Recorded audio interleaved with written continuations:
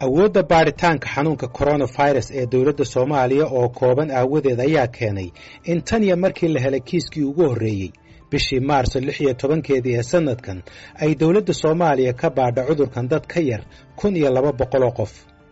mid ka mid ah dhakhaatiirta la tacaalaysa cudurkan waxa uu galka baarista u sheegay in celcelis ahaan maalintiiba cudurka COVID-19 laga baadho 60 ilaa 70 qof. taas beddelkeeda wadamada Kenya, Ethiopia iyo Djibouti waxay cudurkan ka baadheen 10,000 qof. tusaale ahaan Djibouti waxay cudurkan ka baadhay dad ka badan 14,000 qof. Ethiopia waxay ka baadhay ilaa 19,000 qof. halka Kenya ay cudurkan ka baadhay in ka badan 22,000 qof. Soomaaliya marka la barbar dhigo wadamadaasi waxay kaalinta labaad kaga jirtaa tirada dadka laga helay cudurkan, waxaana ka horeeya oo kaliya dalka Djibouti. labada wadan waa Djibouti iyo Soomaaliya ee way ka dad yar yihiin Kenya iyo Ethiopia.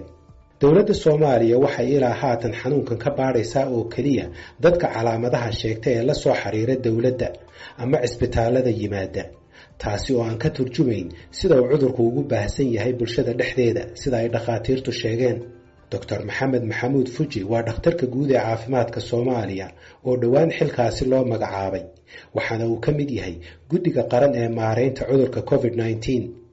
midaan rabaa ku sheego waxa weeye annaga dadka waxaan ka xisaabinaa dadka martiini yimaada isbitaal martiini yimaada dadkaas oo dad xul ah oo dhakhaatiirtii isbitaaladu ay calaamadihi inta ku arkeen ay u soo refergareeyeen isbitaal martiini weeye.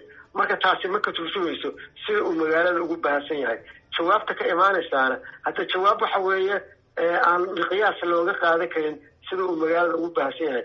ilaa waxay tahay dhakhtar baa 90% wixii tuumaya cudurka inuu qabo qofkii la keeno qofkii la baaray. marka percentage oo positive noqonaya boqolada haddaan ka fiirino kor u noqonaya sababtoo waa wax ay dhakhaatiir soo xileen. laakiin waxay kelmadu ay sax noqonaysaa markii bulshada dhexdeeda baaritaan loogu dhaqaaqo oo numberka la ogaado bulshada dhexdeeda intii la baaray meeqa ka noqotay positive noqoto. markaas qiimo leeyahay sida hadda Mareykanka ay joogto intaas qof la baaray intaas positive noqotay intaas dhimatay waxa la sheegaya annaga kaanu waa ka gedisan yahay. caqabadaha kale ee soo food saaray la dagaalanka COVID-19 ama adeegyada kale ee la gaarsiiyo dadka u baahan ayaa ah iyadoo xarunta wicitaanka 449 ee dawladdu ay samaysay ay soo wacaan dad aan waxba qabin oo ku xadgudbaya adeega ay dawladdu samaysay. ilo kuwa caafimaadka ah waxay galka baarista u sheegeen in ka badan kala bar dadka soo waca xarunta wicitaanka inay yihiin kuwa maalaayacni u soo wacaya xarunta. tusaale ahaan 2 maalmood oo isku xigta oo ka tirsan bishii Abriil ee aynu soo dhaafnay dhammaadkeedii waxaa la sheegay inay xarunta maalin ka mid ah ay soo waceen 6,787 qof, balse 4,059 wicitaan ay ahaayeen kuwa maalaayacni ah. sidoo kale maalin kale ayaa iyana xarunta ay soo waceen ku dhowaad 9,000 qof oo ahayd tiradii ugu badnayd ee ilaa haatan soo wacda xarunta wicitaanka cudurka COVID-19 ee 449. waxaana la sheegay in ku dhowaad 5,500 qof ay ahaayeen telefoonno ku xadgudbayay adeega loogu talagalay dadka dhab ahaan isku arka calaamadaha COVID-19. ilaha caafimaadku waxay sheegeen in maalin walba dadka ku xadgudbaya ay ka badan yihiin dadka dhab ahaan u baahan adeega ee soo wacaya xaruntaasi. Dr. Maxamed Maxamuud Fuji ayaa galka baarista u sheegay inay dadku u baahan yihiin wacyigelin, waxaana uu uga digay inay si xun u adeegsadaan isticmaalka adeega la fidiyey. waxay tahay waa run dad badan oo soo wacaya miyiga ka soo wacayaan meel kasta ka soo wacayaan waa dhibaato badan oo jirto. laakiin haddana waxaan arrintaas loo saasay kuwa runta ah inaan ka filter gareyno kuwa aan runta ahayn, kuwaas laftigooda runta ah inaan u filter gareyno kuwa xanuunku ku yar yahay kuwa oo malaxaad ku yahay aan xulnana kuwa oo aad ugu daran yahay maalin kasta percentage-kooda la soo sheego. marka aad iyo aad buu noo hogaamiyey arrintaasna fiican. kuwa maalaayacniga dhahaya hadda maxaad ka qaban kartaa numberkan waa number public 449 waa la soo wacaya qof kastoo soo waca waa jawaab la siiyo waa.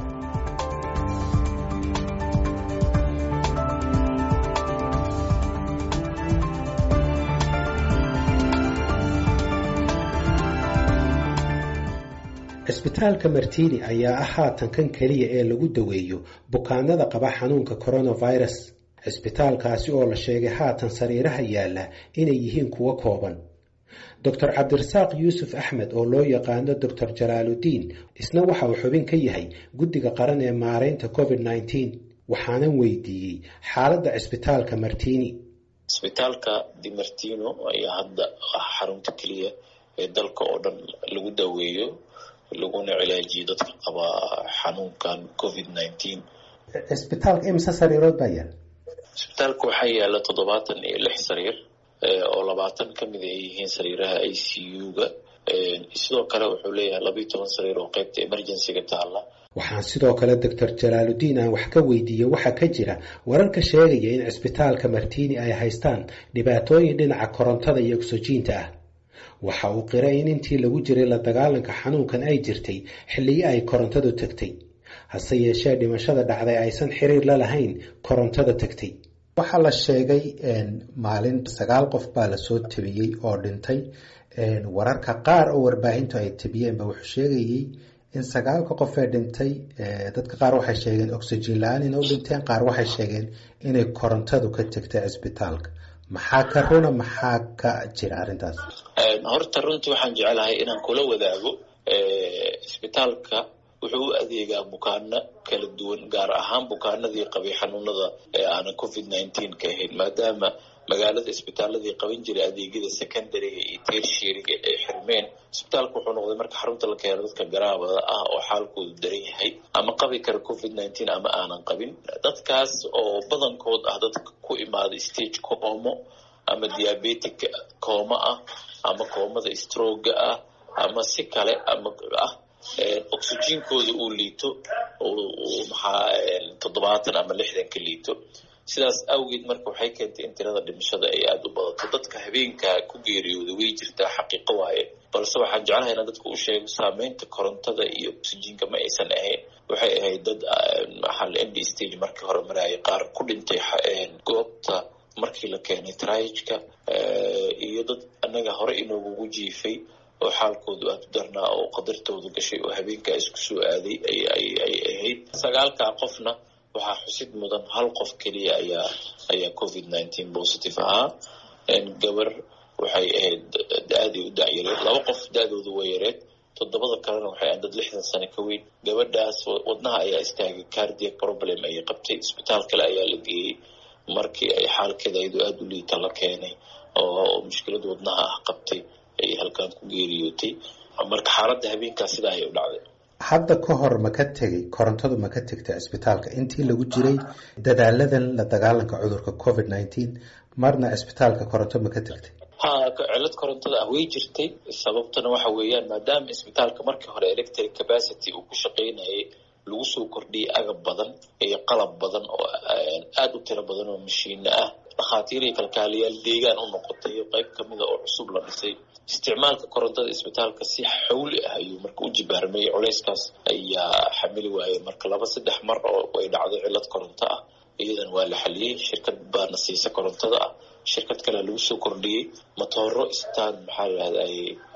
standby generatorsna waa la rakibay. waxaan jeclahay inaan dadka u sheego systemka oxygenka iyo korontada iskuma xirna oo ay kala duwan yihiin. marka waxaa haddii korontadu tagto dadku oxygen la-aan kuma dhacayso. waxyaabaha aad social media isla marayay ka mid tahay. waa system ka separatesan oo centralizedka ku xiran oo aanu markaa laakiin saameyn ayay leedahay. korontada tegideeda xanuun bay leedahay, wayna mar walbana quality of life iyo quality careka loo baahan yahay way saameynaysaa. isbitaalka qaabeyntiisa oo socotayna iyadana maxaa waa lagu xalinayay, maadaama isbitaalka uu ahaa isbitaal bixiya adeega hooyada iyo dhallaanka keliya. uma diyaarsanay inuu la tacaalo xanuunada coroniga ah iyo dadka mar walba dependent ku ah oxygen iyo qalab, macnaha uma diyaarsanayn. sidaas baa waxay keentay in hal mar uu demandiga bato, dad fara badan oo aad u ildaran u baahan in mashiino ku xirnaadaan, qalab diagnostic ku xirnaado, oxygen lala daba taagnaado, maxaa lahday uu isbitaalku uu qaabilo. culayskaas marka wuxuu ahaa runtii culays aad u weyn oo jiro markii horena aad loogaga taxadaray, laakiin waqtiga uu inagu simi waayey in lisa soo gaaro. dad fara badanaa isbitaalka ku geeriyooda xaqiiq waaye. aniga aabahaya kamida oo xanuunka uu ku dhacay covid-19 oo isbitaalka la keenay oo daryeel aad u fiican loo sameeyey oo aan uga mahadcelinahay dhakhaatiirta iyo kalkaaliyaasha. waa markii ugu horreyseen maqlo inuu aabbaha u dhintay xanuunkan. waa ka xumahay waana ku taxsiideynaya samir iyo Allah naga siiyo waa maasanta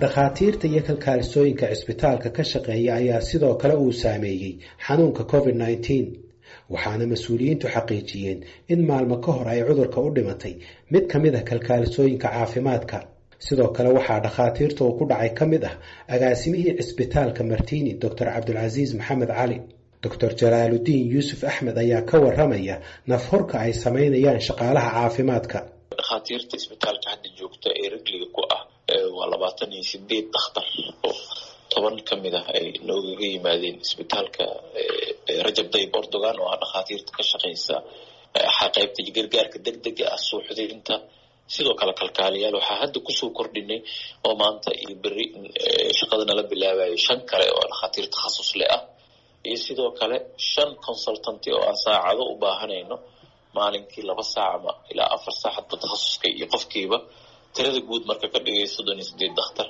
iyo kalkaaliyaal tiradooda intaa ka badan tahay ayaga isbitaalka joogo oo kala duwan oo 3 shifti kala gala shift kasto inta joogay deegaan buu halkan ku leeyahay isbitaalka maadaama cudurkii laga ilaalinayo saameynta xanuunka dadku weyn uu ku yeesho waa dhakhaatiirta iyo kalkaaliyaasha oo bukaanka kor taagan oo markii ay maareen waayaan ama uu xaalka ka baxsado iska ooynaya wax badan oo ay qaban karin ay u muuqdaan oo culayska dhaqaale iyo qalab dalkan u baahnaa oo aan hadda jirin awgeed mararka qaarkood aad baan waxaan uga murugoodaa sida ay juhdi u bixinayaan dadaal u bixinayaan laakiin tabartu ay ciilayso technology ay u baahnaan lahaayeen aysan haysanin ay dad naf ku badbaadiyaan iyo dadka oo la keenaya xaalad end stage ah oo ay adag tahay qalab kasta oo jira ama system kasta oo dhisan in la badbaadiyo isku haysto laakiin waa dad habeen iyo maalin runtii dhex taagan dhakhaatiir ah kalkaaliyaal ah farsamayaqaaniin ah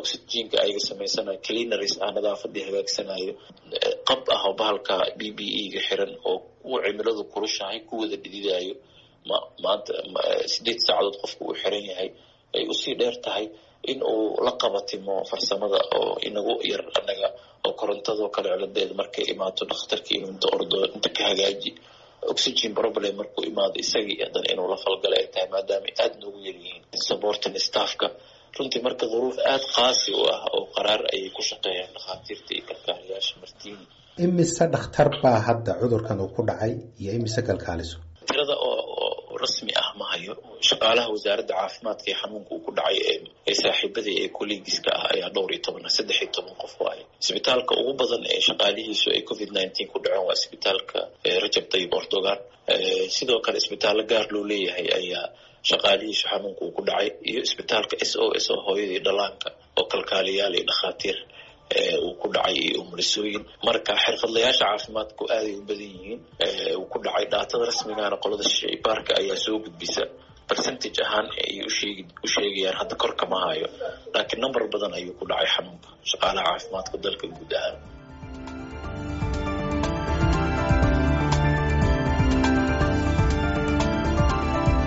Soomaaliya ayaa gargaar caafimaad ka heshay dawlado kala duwan oo ay ku jirto Shiinaha gaar ahaan maalqabeenka lagu magacaabo Jack Ma iyo waliba dawladaha Turkiga, Mareykanka iyo Imaaraadka Carabta.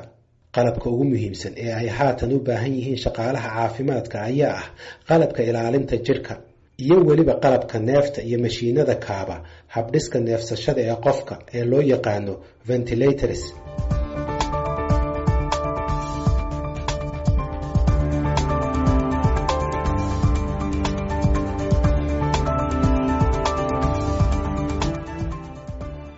dawladda Soomaaliya waxay ilaa haatan shaacisay inuu cudurkan uu ku dhacay 756 qof guud ahaan wadanka iyadoo dhimashaduna ay dhan tahay 35 qof halka 61 qofna ay bogsadeen waa xilliga la duubay barnaamijkan kiisaska ilaa haatan la diiwaan geliyay ayaa badankood ah gobolka Banaadir gaar ahaan waxa la sheegay in degmada Hodan ay ka yimaadeen dadka ugu badan ee laga helay cudurka coronavirus mas-uuliyiinta deegaanka waxay arrintan ku sababeeyeen dadka oo aad ugu badan degmada Hodan iyo weliba sidoo kale hoteelada, maqaayadaha iyo jidadka degmada oo ay dadku aad ugu xoonsan yihiin marka la barbar dhigo degmooyinka kale ee magaalada Muqdisho.